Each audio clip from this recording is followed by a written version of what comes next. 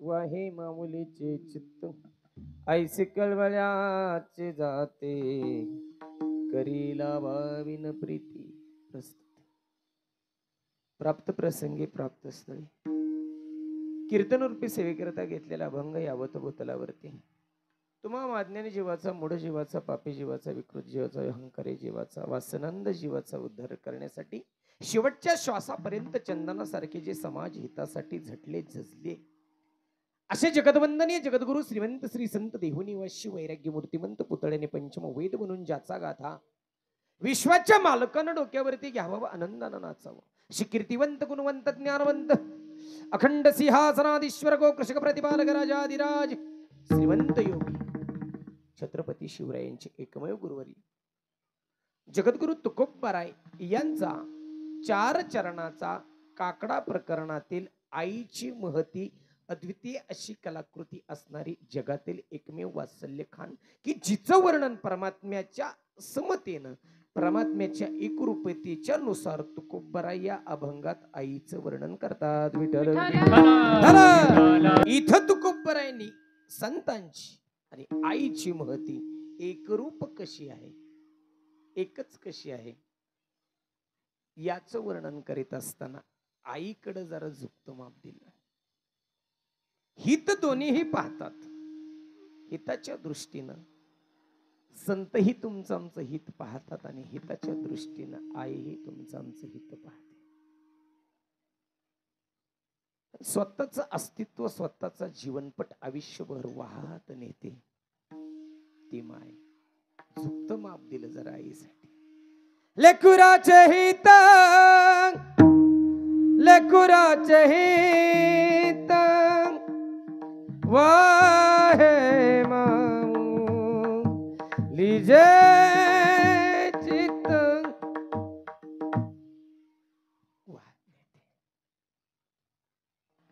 आयुष्यभर जिसते कोणासाठी करते ना समाजासाठी करेल ना करेल कुटुंबासाठी करेल न करेल एकमेव एका गोष्टीसाठी मात्र ती झिजले त्यात हित सांगितलं ते लेकराचं वाहे माऊलीचे चित्त सदैव निरंतर धाव लेकराविषयी असते संत सांगतात आम्हीही हित केलं आई इतकं नाही करू शकलो ऐसे काम याची जाती ऐसे काम याची जाती करीला विन प्रीती करीला विन प्रीती ऐसे काम याची जाती कळवळ आमच्या कल्पना आई इतका कळवळा नाही ऐसी कळवळ्याची जाती करी लाभाविन प्रीती लाभ असल्याशिवाय या जगाच्या पाठीवर कोणी प्रेम करत नाही प्रत्येक प्रेमाच्या पाठीमाग लाभ काहीतरी असतो लाभाशिवाय या जगाच्या पाठीवरती तुमच्या पाठीमाग यायला कोण मोकळं नाही फक्त एकमेव माईच अशी गोष्ट आहे की जे लाभाशिवाय प्रेम करते तुकोबाराय सांगतात इथपर्यंत आईचं आणि संतांचं वर्णन सारखं आहे पण 3ऱ्या चरणात मात्र तुकोबारायांनी आईच्या औदार्याला आईच्या चरित्रपटाला एक कलाटणी दिली संत म्हणतात आम्ही करू शकतो ते आई करते पण जे आई करेल ते आम्ही करू शकत नाही पोटी भरवा है त्याचे सर्वस्व ही साये पोटामध्ये भार वाहणं आणि त्याचं सर्वस्व सहन करणं संत सांगतात आम्हाला नाही जमणार ते आईनं करावं ऐसी कळवळ्याची जाती करी लाभाविन प्रीती म्हणून साधना करणाऱ्या भगवंत शोधणाऱ्या प्रत्येक जीवाला देव शोधणाऱ्या प्रत्येक जीवाला नव्हे मानव जातीला आलेल्या प्रत्येक माणसाला माझ्या तुकोबारायांनी एक ओझ टाकलं तुका म्हणे माझे तुम्हा सांगता बरी ओझे कोणतं ओझे अरे ज्यांनी आयुष्यभर ओझी सहन केली ज्यांनी हे विश्व दाखवण्याचा तुम्हा आम्हाला प्रयत्न केला रे. त्यांचे उपकार मानत चला, त्यांना कधी विसरू नका. तुका म्हणे माझे तुम्हा संतावरी ओझे, ऐसी कडवयाचे जाती करीला भाविन प्रीती विठ्ठल. समतीत भावार्थ या अभंगाचा आहे. अभंगावर बोलण्यापूर्वी अल्पसा हा परिहार्थ म्हणजे कशासाठी तुम्ही आम्ही आमच्या या काळे देशमुख परिवाराच्या कुटुंबाच्या दारामध्ये पुन्हा एकदा एकत्र स्नेही बंधू भाऊ भगिनी नातेवाईक ऋणानुबंधाची प्रेमाची नात्याची सर्व माणसं पुन्हा एकदा आली का? कोणती आठवण घेऊन पुन्हा एकदा तुम्हाला 1 वर्षानंतर इथे येऊ वाटला? ती हृदयाची स्पंदन, ममत्वाचा भाव आणि अथांग वात्सल्याचा ठाव शोधणारे एक ममत्व. एक आई या परिवारामधून गेल्या वर्षापूर्वी जाणं झालं तिचं. त्याच आईची ही पुण्यस्मरणाची शेवटची आदरांजली म्हणून तुम्ही आम्ही इथं सर्वजण आलो. आज 1 वर्ष पूर्ण होत आहेत. अशा अनंत आठवणी पारिजातकाच्या परिमळाप्रमाणे या दारामध्ये अजूनही सुगंधासारख्या. तो परिमळ, तो सुगंध चंदनासारखे झिजलेलं जीवनपट ज्या परिवाराला उभं करण्यासाठी आईनं उभी हयात घालवली, उभं आयुष्य वेचलं, त्या मातेला ही शेवटची आदरांजली. चंदनाचे हात पायही चंदन, चंदनाचे हात पायही चंदन, चंदनाचे हात पायही चंदन, चंदनाचे हात पायही चंदन, चंदनाचे हात पायही चंदन, चंदनाचे हात पायही चंदन, चंदनाचे हात पायही चंदन, चंदनाचे हात पायही चंदन. बरीसा नाही ना कोण अंगी, बरीसा नाही ना कोण अंगी, दीप नाही पाटी पोटी अंधकार, दीप नाही पाटी पोटी अंधकार, दीप नाही पाटी पोटी अंधकार, दीप नाही पाटी पोटी अंधकार, दीप नाही पाटी दीप नाही ओढे, नाही बोटे. दीप नाही. उपमा जर चंदनाची द्यायची म्हटलं तरी ती कमी आहे. का? चंदनाच्या पाठीमाग दोष सांगितला. चंदन सुगंध देत, चंदन जखमा भरून काढत, चंदन मुक्या मारातून मुक्तता देत, पण चंदनाच्या आळ्यामध्ये सुगंधाच्या परिमळाच्या आशेनं साप येऊ शकतात. त्याला ते लिमिटेशन, त्याला त्या मर्यादा आहेत. चंदन सुगंधी आहे, चंदन औषधी आहे, पण चंदनामध्ये गुण असा आहे साप सुद्धा त्याच्या वासानं येऊ शकतात. परिसा नाही न कोणी अंगी, परिसाच्या अंगामध्ये गुण सांगितला. आता परिस कुणी सायकोलॉजिकली वैज्ञानिक तत्वाच्या 21व्या युगामध्ये 5G नेटवर्कच्या काळात कोणी परिस पाहिला नाही. काल्पनिक भाषेमध्ये संतांच्या वचनामध्ये परिस नावाचा एक प्रकार येतो. तो काय करतो तर प्रत्येक लोखंडाचं सोनं करतो. लिमिटेशन असं फक्त लोखंडाचं सोनं करतो, तो ॲल्युमिनियमचं करत नाही, तांब्याचं करत नाही, खापराचं करत नाही, स्टीलच्या भांड्याचं करत नाही. त्याला मर्यादा आहे. फक्त लोखंडाचं सोनं करणं, लोखंडाचंच तो सोनं करतो, तो दुसरं कशाचंही सोनं करत नाही. पण माय असं तत्व जो जो येईल त्याचं सोनं करते. आई आई राहते, लेकरांना सरपंच करते, आई आई राहते. लेकरांना आमदार खासदार कलेक्टर करते, आई आई राहते. लेकरांना SP DSP PI PSI करते.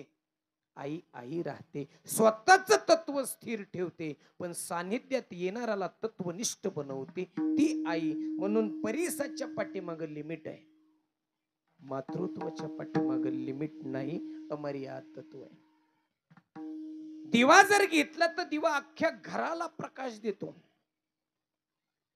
पण दिव्याखाली जर बघितलं तर अंधार असतो. आता गावठी म्हणी सगळ्यांच्या पाठ आहेत म्हणून तर मी सांगत नाही. दिव्याखाली जर अंधार असेल तर प्रकाशमान देणारा दिवा अख्खं घर उजेडात ठेवतो, पण त्याच्या खालचा अंधार त्याला काढता येत नाही.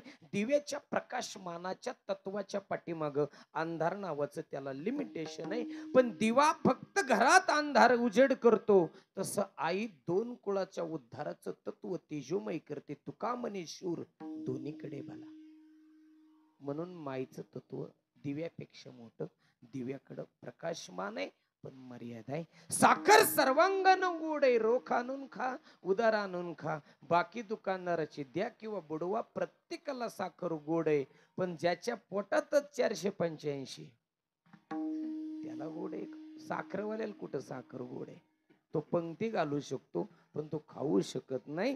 साखरच्या पाठीमाग गोडी नावाचा गुण आहे, पण प्रत्येकाला चालणच असं काही नाही. पण तुकोबराय सांगतात असं मातृत्व सर्व मर्यादेच्या पलीकडे, असं मातृत्वाचं ममता कुठल्याही उपमेमध्ये भरत नाही. मेघ उदार परी ओसरे, कोणी जर म्हटलं माझी माय पावसासारखी उदार होते तरी ते कमी.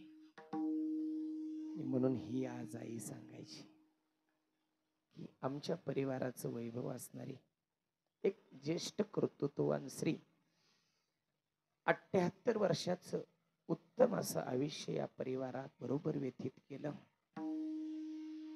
रायगावच्या पवार परिवारातील एक आदर्श कन्याने, आमच्या काळे देशमुख परिवारातील एक आदर्श सुनबाई, एक आदर्श आई, एक आदर्श आजी, असे 3 पिढ्यांचं नेतृत्व करणारी कर्तृत्ववान स्त्री जे आमच्या कुटुंबामधून हरपले, ते आदरणीय कैलासवासी प्रातस्मरणीय सौभाग्यवती नर्मदाबाई त्र्यंबकराव काळे देशमुख. 4 दिरांचं हे कुटुंब, 5 जणांच्या कुटुंबामध्ये आलेली एक आदर्श आहे. थोरला फक्त नावानं थोरला नसतो, तर त्याच्या पाठीमाग थोर पण भरलेला असतं. नावानं थोरले असतात ते पाठीमाग पडतात हो. जे कर्तृत्वानं थोर होतात ते खरे थोरले, जे मोठेपणानं थोर होतात ते थोरले, जे माणुसकीनं थोर होतात ते थोरले. आणि म्हणून सगळ्याच सहन करावं लागतं, तेव्हा थोरलं होता येतं. सगळी माणसं म्हणतात नकटं व्हावं पण धाकटं होऊ नये, पण थोरलं होणं सोपं नाही हो. जगाचे आघात सहन करावे लागतात, निर्मळ मन ठेवावं लागतं, समाज जोडावा लागतो, तेव्हा कुटुंबात कुठं थोरपण येतं. आणि ते थोरपण या आदर्श आईनं कमवलं, मिळवलं. ज्यांच्या खांद्याला खांदा लावून अतिशय उत्तम असा संसार केला ते आदरणीय त्र्यंबकरावजी काळे. आमच्या शिंपुरा गावचं वैभव पण बारडगावला स्थायिक झाले. तिथंच काळे आईची आयुष्यभर सेवा केली, मातृभूमी जपली, मातृभूमी टिकवली. आणि आज पुण्यासारख्या ठिकाणी दोन्ही मुलांचा परिवार आहेत आणि इथे येण्याचा योग आला. 4ही बंधू असतील, बापूसाहेब, सीतारामजी, रामदासजी आणि शिवाजी काका. 4ही काका असतील, मुलगा प्रदीप, त्यांची पत्नी विजया, त्यांना 2 मुलं. एका मुलाचं जाणं झाले, त्यांची पत्नी मीनाताई असतील. रघुनाथजी काळे देशमुख, त्यांची 2 मुलं स्वप्नील, संगीत, एक मुलगी संगीता, संजय चव्हाण. काळाच्या ओघामध्ये जसं जसं वेळ येईल, काळ येईल, तसे तसे एक एक एक एक नातं सैल होत जातं. आणि या काळाच्या ओघामध्ये ऋणानुबंध जपणारी, ममत्व टिकवणारी माणसं एक एक करता निघून जातात. अभिषाच्या मुठीतून गेलं जे निसटून, परतून येऊ कराव कशा पायी. आयुष्याच्या मुठीतली गेलेली माणसं. आणि म्हणून आज आठवणींचं हे श्राद्ध आहे. आजचा विधी आज हडपसर प्रसंगी या ठिकाणी सर्व माझी या जातीचा मज भेटू कोणी, माझ्या परमार्थाच्या जातीचे सर्व गुणगान टाळकरी वृंद, आमचे अवताडे काका असतील, हनुमानजी महाराज, आमच्या बालिकाताई असतील, भुजंग मामा असतील, आमचे नाना असतील, तुषारजी महाराज, अमरजी महाराज, माझ्या समोर असलेले माझे काका मामा, चुलते चुलत्या, सर्व माझ्या प्रेमाची, रक्ताची, ऋणानुबंधाची सर्व निष्ठावान नाती, आणि त्यांच्या समोर या आईच्या प्रित्यर्थ केला जाणारा एक दिवसीय नामयज्ञ विठ्ठल विठ्ठल विठ्ठल विठ्ठल विठ्ठल अर्थानं हे कुटुंब टिकवत असताना, कुटुंब वाढवत असताना, लालन पालन करीत असताना, मोठ्या परिवारामध्ये मोठेपण स्वीकारत असताना बऱ्याचशा जडणघडणीमध्ये बराचसा त्याग समर्पण जीवनामध्ये करावं लागतं. त्यातली समर्पण करणारी एक आदर्श माता. तसा पाहता विचार केला तर धाकटा दीर आणि मुलगा हे एकाच वयाची मोठ्या कुटुंबामध्ये असतात, आणि तसंच या कुटुंबामध्ये म्हणून दीरावर सुद्धा अगदी पुत्रवत प्रेम या आईनं केलं. आणि अशी माता 1 वर्षापूर्वी खऱ्या अर्थाने या कुटुंबामधून निघून गेली. दुःख प्रत्येकाच्याच वाट्याला आहे, दुःख कोणाला नाही असा जीवनामध्ये मनुष्य नाही, प्रत्येकाला दुःख. जो देखे सो दुखिया बाबा, सुखिया कोई नहीं रे. कोण सुखी हो? प्रत्येकाच्याच वाट्याला दुःख आहे. पण एवढ्या दुःखाच्या पायघड्या ओलांडत ओलांडत एक आदर्श संसार पाठीमागे ठेवून एक आदर्श तत्व, आदर्श निष्ठा, परिश्रम आणि त्याग करून एक संस्काराची घडी बसवणारी ही आई जात असताना खऱ्या अर्थानं तुकोबरायाच्या एका अभंगाची आठवण मात्र नक्की होते. याच्यासाठी केला होता अट्टहास, याच्यासाठी केला होता अट्टहास, याच्यासाठी केला होता अट्टहास, याच्यासाठी केला होता अट्टहास. शेवटीचा दिस गोड बाबा, शेवटीचा दिस गोड हो, आता निश्चिंतीने पावलो विसाव, आता निश्चिंतीने पावलो विसाव. शेवटीचा दिस गोड बाबा, शेवटीचा दिस गोड हो, आता निश्चिंतीने पावलो विसावा, आता निश्चिंतीने पावलो विसावा.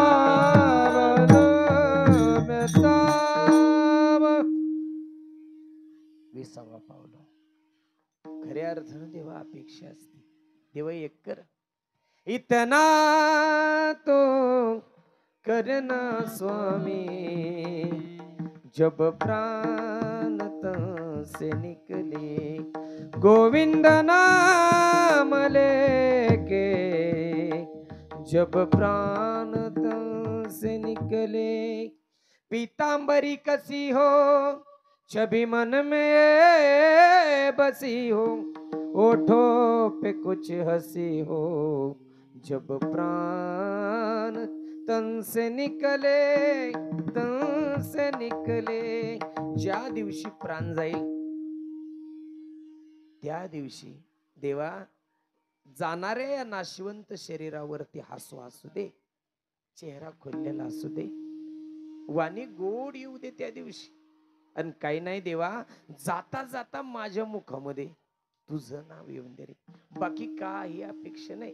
म्हणून निरपेक्ष भावनेनं जिनं अख्खा जीवनभर संसार केला, निष्कलंक तत्वानं जिने अख्खा संसार सांभाळला, आणि निस्वार्थीपणे जिनं अख्खा परिवार चालवला, अशी आई माझ्या तुकोबरायांना भावली बर का. आणि म्हणून तुकोबरायांनी गाथेमध्ये 485 आई आणि वडील या 2 शब्दाला धरून अभंग रचना केली. त्यातलाच हा एक अभंग की जिनं आयुष्यभर हितासाठी सर्वस्व जीवनाचा त्याग केला, जिनं आयुष्यभर या परिवारासाठी समर्पण केलं, तेच तुकोबराय अभंगाच्या पहिल्या चरणात. लेकोराचे हित, लेकोराचे हित, लेकोराचे हित, लेकोराचे हित.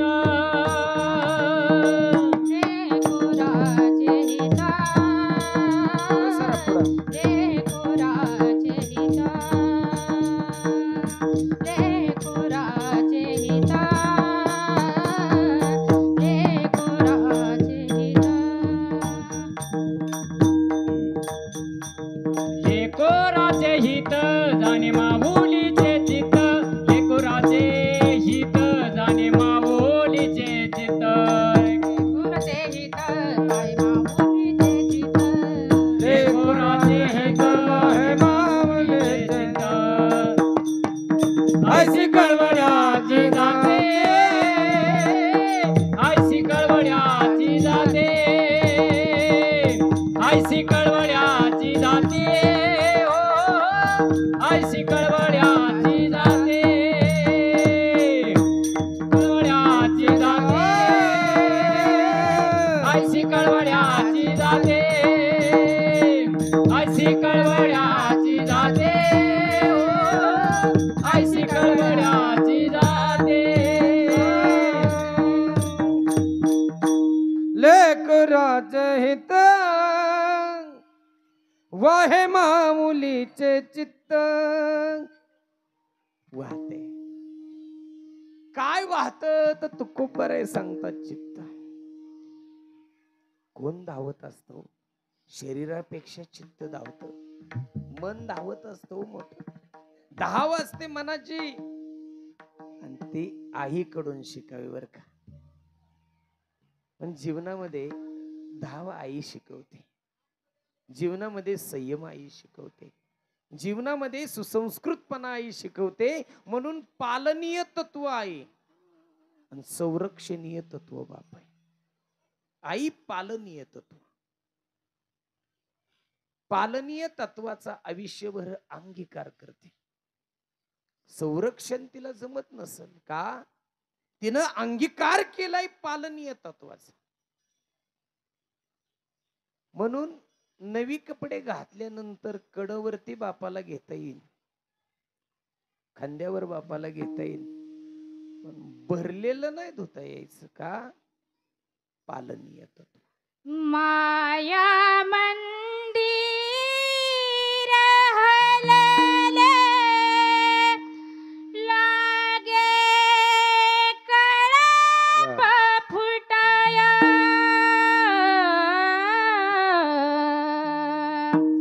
माया मंदिर हलले लागे कळप फुटाया आज घायाळ पक्षीने जाई पिला ना भेटाया आज घायाळ पक्षीने जाई पिला ना भेटाया आज काळ पक्षीने जाई पिला ना भेटाया, कायाळ पक्षीने जाई पिला ना भेटाया. तीन बांधल घरट तिला मिळाला विसावा घेऊन या पंखाखाली भरविला मोती चारा पुरे उडाली पाकर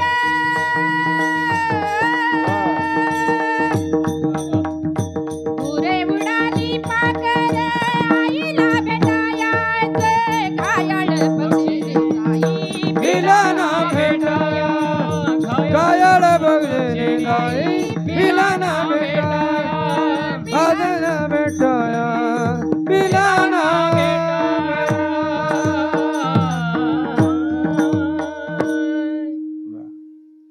माया मंदिर हलले लागे कळस फुटाया फुटाया, आज घायाळ पक्षीने जाई पिला ना भेटाया. आज पुन्हा तो योग, पुन्हा 1 वर्षानंतर पुन्हा आठवणीत, पुन्हाच ती माय त्या घरट्याकडे जाते लेकरांसाठी.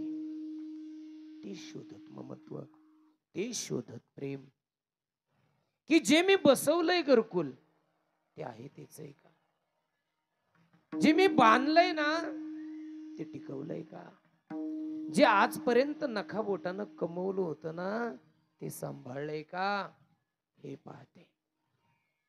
माझे नामदेव महाराज सांगतात, तेव्हा जसं त्या पक्षिणीनं पिलावरती प्रेम केलं ना, अरे तुमचं सुद्धा तेच कर्तव्य, त्या पिलानं सुद्धा त्या पक्षिणीवरती तेवढंच नितांत प्रेम करावं. प्रभाती तारी यासी जा पक्षिणे, प्रभाती तारी यासी जाय पक्षिणे, प्रभाती तारी प्रभाती तारी बिलुवाट पाहे, बिलुवाट पाहे उपवासे पक्षिणे, प्रभाती तारी यासी जाय पक्षिणे, प्रभाती तारी यासी जाय. पक्षिणी पिलू वाट पाहे उपवाशी. जसं पक्षिणीनं पिलावर प्रेम केलं तितकंच पिलाचं कर्तव्य पक्षिणीवर प्रेम करावं. आज हा विरोधाभास झाला. जेवढ्या प्रेमानं मायबापांनी कुटुंब सांभाळले तेवढ्या प्रेमानं पुढं लेकरांनी टिकवलेच असतील असं काही नाही. हा कॉमन प्रश्न झाला प्रत्येकाच्या कुटुंबामध्ये. जेवढं हितानं जेवढं परिश्रमानं पूर्वजांनी कमावून ठेवलं तितक्या परिश्रमानं पाठीमागच्या पिढीनं टिकवलंच असेल असं नाही सांगता येत. म्हणून टिकवायला शिकवते आई आणि पिकवायला शिकवतो बाप. आई आई म्हणजे काय तर आयुष्यभर गाई करते ती आई. बर आयुष्यभर सत्वर उच्चार प्रल्हादी बिंबला उद्धवा लादला कृष्ण दाता. संत सांगतात त्वरा करा, संत सांगतात गाई करा.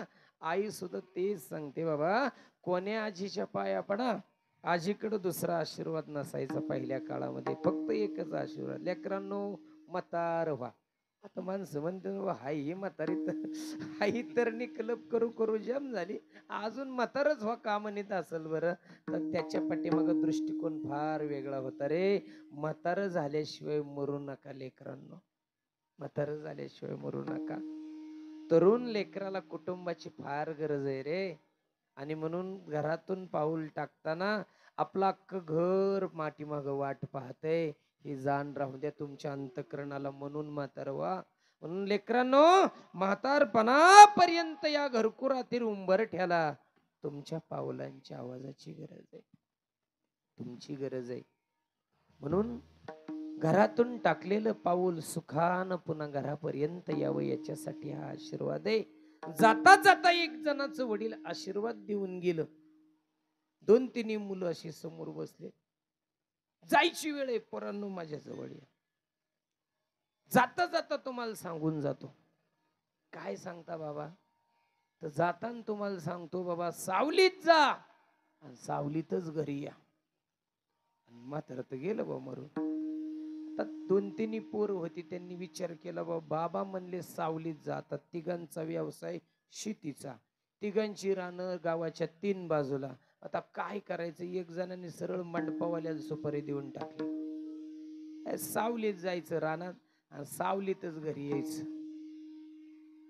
एक जण म्हणलं रोज मंडप टाकण्यापेक्षा सरळ आपलं शेड टाकलेलं चांगलं. म्हणते त्याने अर्धा किलोमीटर एक पाणी शेड टाकलं, 6x15 उभं.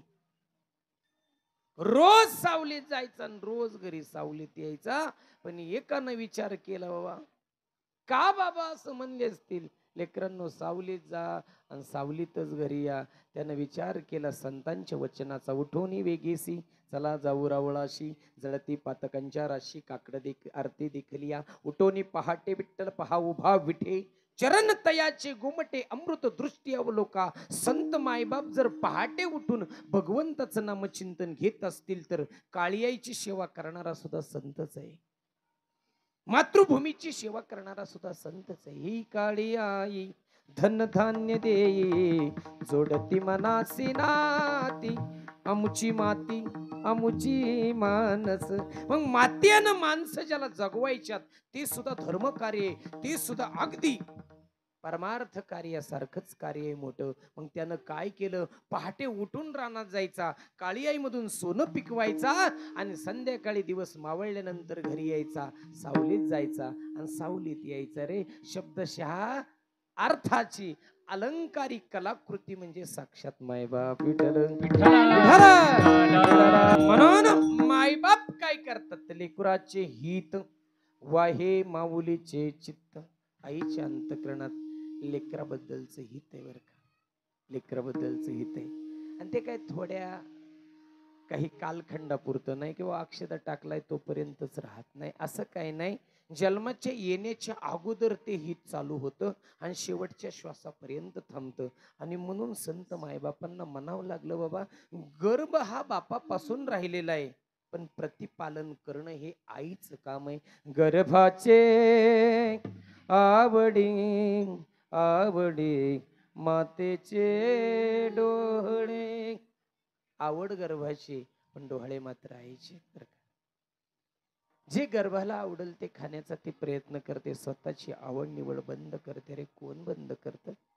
आपण तर अख्खा आयुष्यभर जिभेची चोचले पुरवले हो. आयुष्यभर काय काय लोकांना वर्ष श्राद्धात जेवायची लाज वाटते. जेवा की नाही नाही आम्ही पाळलंय म्हणतेच. इथलं पाळलंय तिथलं गड्या कोण खाते डाब्यावर जाऊन. काय पाळता, काय सांभाळता? एका आदर्श आईच्या प्रीत्यर्थ केलेलं 4 घास खाऊन जा, न जाणं तुमच्या आयुष्यात सुद्धा आई इतकं प्रेम निर्माण होईल. कारण माय मनता मनता ओठाला ग ओठ भिडे, जन मनता मनता त्यात किती अंतर पडे. माय ओठाला ओठ चिटकल्याशिवाय नाही हो म्हणता येत. अख्ख्या कुटुंबाची घडी बसवण्याचं काम खऱ्या अर्थानं जी आई करते ना, अरे तिच्या दारात तिच्या हातचं तिच्या प्रेमाचं 2 घास खाल्लं तर तुमचं आमचं जीवन सुद्धा पवित्र होतं ना विठ्ठल. आणि म्हणून जगाच्या पाठीवर प्रेमाच्या परिसीमा सांगणारे बरेच आहेत तुम्हाला, बरेच आहेत प्रेम दाखवणारे, बरेच आहेत प्रेम टिकवणारे, बरेच आहेत प्रेम शिकवणारे. प्रेम सांभाळणार कोण आहे? आजकालची नाती पाहिली ना, तुटायला वेळ लागत नाही हो. अख्खा आयुष्य गेला आईचं. डोक्यात मारलेली काठी परवरावरती रक्त सांडलं. बाबा मी कायम सांगत असतो, डोक्यात मारलेल्या काठीचं रक्त परवरावरती सांडलं. कशाचे रक्त म्हणून कुत्र आलं आणि कुत्र्यानं ते रक्त चांडलं, पण मायनं नानं सोडलं नाही. हे शुरत्वाचं लक्षण आईकडून शिका. म्हणून सहनशीलता त्या आईकडं आज नाही होते पाहायला भेटत. आज घटस्फोटाचं एवढं प्रमाण वाढलं, वैचारिक पातळी एवढी माणसांची घसरली. राजकीय क्षेत्र असो, आध्यात्मिक क्षेत्र असो, कुठलंही क्षेत्र असो, आज भाषेचा दर्जा राहिला नाही. प्रत्येक जणांच्या भाषा आज घसरलेत. अरे रावीच्या भाषा करून मरण्याच्या पलीकडं पार बहिणीवरती आईवरती पार अर्वाच्य भाषेमध्ये बोलणारी माणसं आज जगाच्या पाठीवर तुम्ही आम्ही सर्वजण पाहतोय. अगदी सत्तेसाठी पक्ष आणि स्वार्थासाठी साक्ष बदलणाऱ्या या माणसांच्या काळामध्ये नातेगोत्यांना एवढा प्रचंड तडा गेला. आज माणसं माणसामध्ये राहिले नाही. तो सख्या भावाचं सख्या भावांबरोबर एवढं वैरत्व आहे. वकिलाचं बंगलं झालं पण यांना नाही न्याय मिळाला. या काळामध्ये टिकवा, ते आईनं टिकवलं. खऱ्या अर्थानं टिकवण्याची कामं यांच्याकडे होती बरं का. म्हणून टिकवत चला. संत म्हणतात आम्ही सुद्धा टिकवलं. पाहे पा ध्वजेचे चिरगुट राया जतन करिता कष्ट. कष्टानं आम्ही जशी पताका जतन केली तिची किंमतही बघू नका. 2.5 रुपयाची पताका आहे, किमतीला कमी असन, पण ध्वज तो आम्ही टिकवण्याचं कार्य केलं. मला वाटतं कुटुंबामधील या वडीलधाऱ्या माणसांनी तेच केलं जे टिकवण्याचं कार्य शिकवतं. म्हणून टिकवायला शिकवते माय बरं का. म्हणून टिकवत चला नाती, टिकवत चला ममता, टिकवत चला परिवार, टिकवत चला प्रेम. एकदा तुटलं पुन्हा नाही जोडलं जात. आणि म्हणून हा परिवार एकसंग ठेवण्यासाठी आईनं केलेलं कार्य फार मोठे.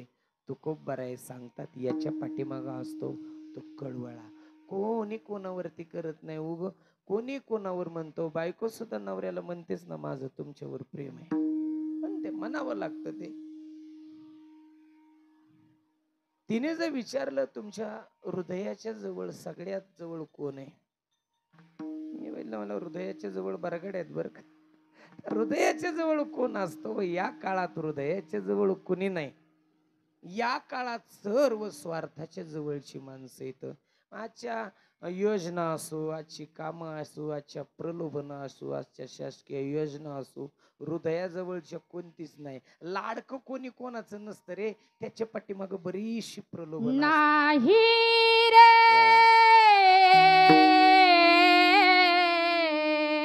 नाही कुणाचे कोणी कोण नाही रे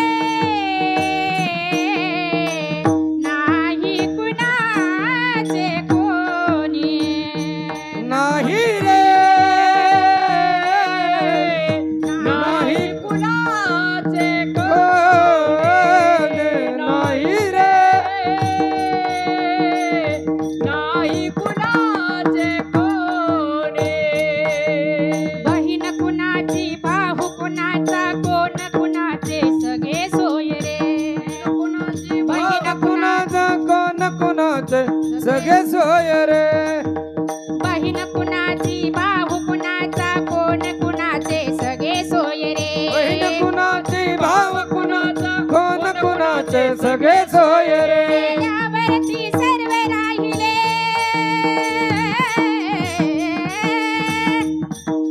मेल्यावरती सर्व राहिली तुटतील धागे दोरे प्राणमायेचा बाजार प्राणमायेचा बाजार मायेचा बाजार प्राणमायेचा बाजार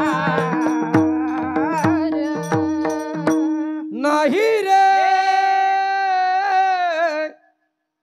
नाही कुणाचे कोणी कोण नसते रे साथी आलिया ओळंगा सारंग धरू नाही तरी संसारू जाईल लया कवनाचे मायबाप कवनाचे गणगोत मृगजळ व्रत जाईल लया एक दिवस हे लयाला जाणार आहे इथं काही राहणार नाही अस्तित्व स्वरूप एकदा तुझं संपलं तर इथं कोण आहे तुझं तब मी एक परदेशी कोणी नाही तुझं आणि म्हणून शेवटी देह एकट्याला जावं लागतं सगळे सोयरे नात्याच्या संबंधाचे सर्वजण येतात प्रेतावरती जळणारा सुद्धा विचार करत असतो अरे यांच्यासाठी मी आयुष्यभर पळत होतो आणि आता स्मशानात एकटा जळत होतो एकटा जळत होतो एकटा जळत होतो सगळे आले नात्याची सगळे आले संबंधाची 1.5-2 क्विंटल ते सरपण आणलं काय अंत्यविधी गावाकडं बघा आता इथं इंचासाठी भांडणय तू आता एवढ्या वाट्यावतो नुसते आपल्या कोंबड्याच असत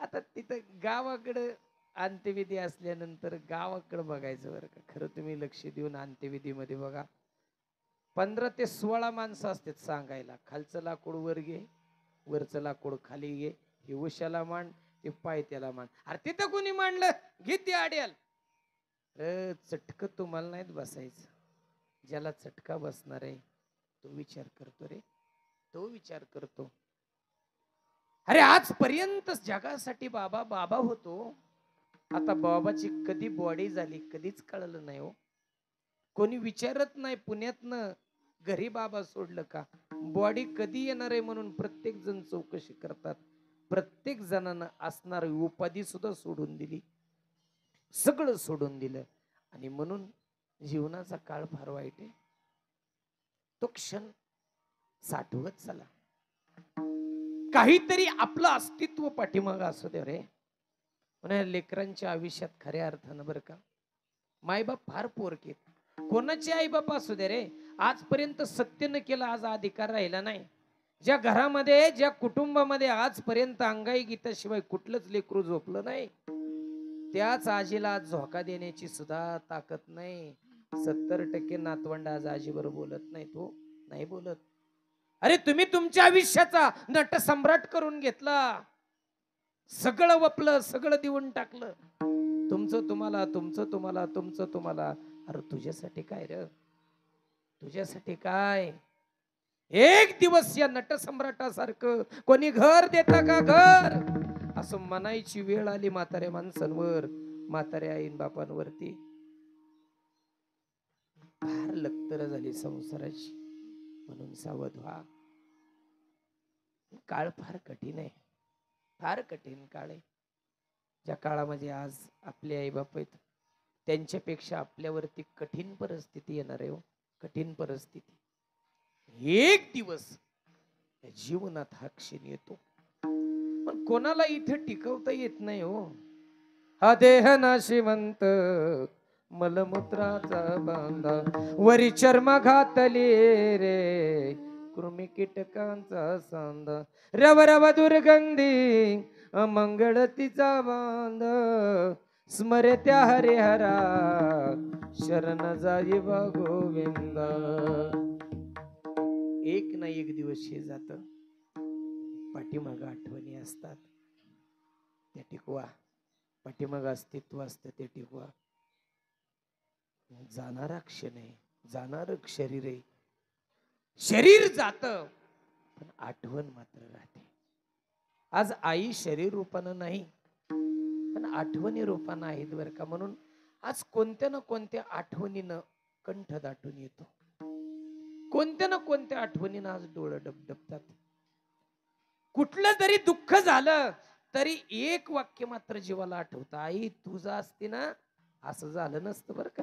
आई तुझ्या मूर्ती वाणी या जगात मूर्ती नाही, अनमोल जन्म दिला गाई तुझे उपकार फिटणार नाही, अनमोल जन्म दिला गाई तुझे उपकार फिटणार नाही, अनमोल जन्म दिला गाई तुझे उपकार फिटणार नाही, अनमोल जन्म दिला गाय तुझे उपकार फिटणार नाही.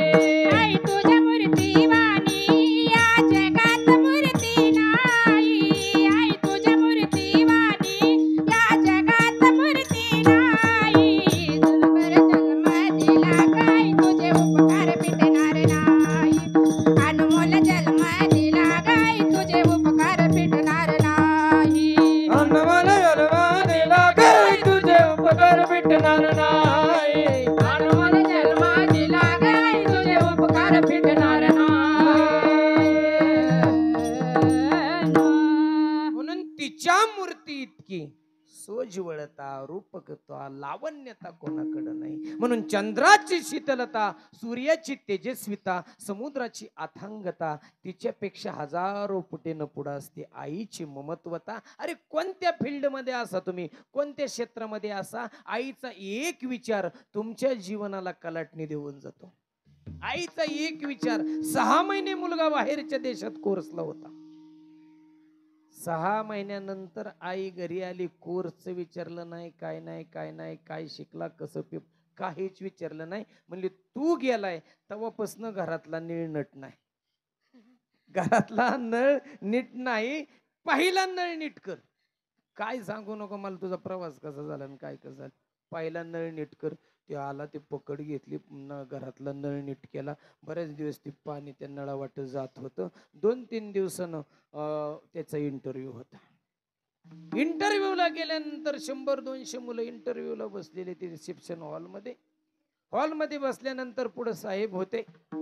प्राथमिक त्यांना इंटरव्ह्यूची माहिती सांगत होते. तेवढ्यात हा मी आई कमिंग सर म्हणून आतमध्ये फाईल घेऊन आला. ते बसणार तेवढ्यात एका कोपऱ्यात एक नळ होता. तेव्हा मला नळाचं पाणी गळतोय बरं का, पळत पळत गेला. एवढी धास्ती त्याच्या पोटात बसली होती. आईनं आले दप्तर खाली ठेवा असं नळ बंद कर म्हणली होती. एवढी पोटात त्याच्या धास्ती बसली होती. त्यानं फाईल खाली ठेवली, पळत पळत गेला. पहिला नळ चांगला बंद केला त्यांनी. पुन्हा येऊन तिथं खाली बसला. इंटरव्ह्यू सगळ्यांचं झालं. 100 पोरातले 99 पोरं माघारी लावली आणि त्याला जॉईनिंगचं लेटर म्हणजे 2 दिवसामध्ये कामावरती रुजू व्हा. त्यानं विचारलं, साहेब तुम्ही कोणत्या क्वालिफिकेशन वरती, काय माझ्या कोणत्या प्रश्नावर तुम्ही मला सिलेक्टिव्ह केलं. त्यानं सांगितलं सगळे सिलेक्ट झाले यात 100, पण जागा एकच होती, त्यात मला तो वेल क्वालिफाईड वाटला. म्हणला काय असं वाटलं. म्हणला तू बसायच्या अगोदर पहिल्यांदा नळ बंद केला. आईचं एक वाक्य सुद्धा मानवी जीवाला कलाटणी देऊ शकतं. विठ्ठल विठ्ठल